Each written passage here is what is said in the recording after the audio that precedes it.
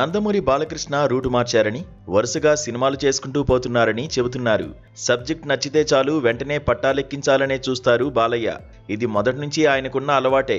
ఇప్పుడు కొత్తగా వచ్చిందేమీ కాదు. ఇక ప్రస్తుత విషయానికి వస్తే బాలకృష్ణ వరుసగా 3 ప్రాజెక్ట్స్ను లైన్లో పెట్టారని వినిపిస్తోంది. అందులో మొదటిది గోపీచంద్ మల్నేని దర్శకత్వంలో బాలయ్య నటించే చిత్రం. ఈ మూవీ షూటింగ్ మార్చి 19న ఉగాదికి మొదలు కానుంది. దసరా కానుగ్గా ఈ మూవీని రిలీజ్ చేయాలని ఆశిస్తున్నారు నిర్మాత వెంకట సతీష్ కిలారు. ఆ తర్వాత హరీష్ శంకర్ దర్శకత్వంలో నాగవంశీ నిర్మించబోయే చిత్రంలోనూ బాలయ్య నటిస్తారని వినిపిస్తోంది.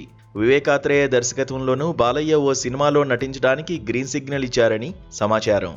వీటిలో వివేకాత్రేయ మూవీపైనే అందరూ ఆసక్తిగా ఎదురుచూస్తున్నారు.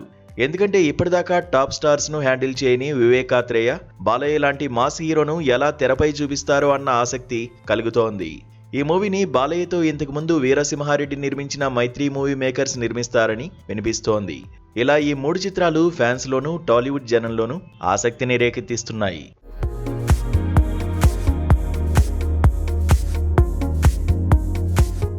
తన తరం హీరోల్లో బాలకృష్ణంత విలక్షణంగా సాగిన నటుడు మరొకరు కానరారు.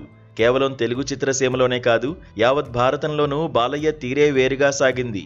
పౌరాణిక, జానపద, చారిత్రక, సాంఘిక చిత్రాల్లో తనదైన బాణీ పలికిస్తూ నటించారాయన.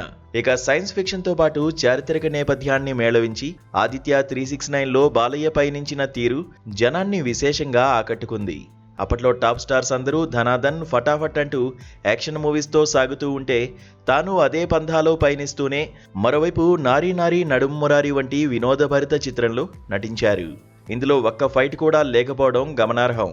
ఇలా బాలయ్య నట జీవితం మొదటి నుంచి వైవిధ్యంగానే సాగుతోంది. ఈ విషయాన్ని మెగాస్టార్ చిరంజీవి సైతం బాలకృష్ణ నట జీవిత స్వర్ణోత్సవంలో ప్రస్తావించడం విశేషం. అలా మొదటి నుంచి విలక్షణంగా సాగుతున్న బాలయ్య ఇప్పుడు నటించబోయే 3 చిత్రాల్లోనూ వైవిధ్యం ప్రదర్శించనున్నారని సమాచారం.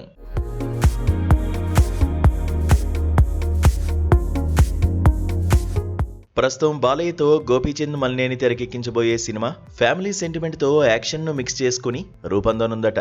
బాలయ్య ఇమేజ్ను దృష్టిలో పెట్టుకుని హరీష్ శంకర్ మాస్ ఎలిమెంట్స్తో పాటు ఈనాటి పాలిటిక్స్ను కూడా జోడించి ఓ సబ్జెక్టు సిద్ధం చేశారని తెలుస్తోంది. బ్రోచేవారెవరురా, అంటే సుందరానికి వంటి విభిన్న కథాంశాలను తెరకెక్కించిన వివేకాత్రేయ కూడా బాలయ్యను ఓ న్యూ యాంగిల్లో ఆవిష్కరించే ప్రయత్నం చేస్తున్నారట.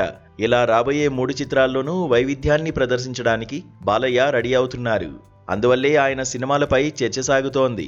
అఖండ 2 తాండవంపై ఎన్నో ఆశలు పెట్టుకుని నిరాశ చెందిన అభిమానులకు ఆనందం పంచడానికే బాలయ్య వెరైటీ రోల్స్కు ఓకే చెప్పారని అంటున్నారు. మరి ఈ సినిమాల్లో ఏది ఎప్పుడు ఎలా ప్రేక్షకుల ముందు నిలుస్తుందో చూడాలి.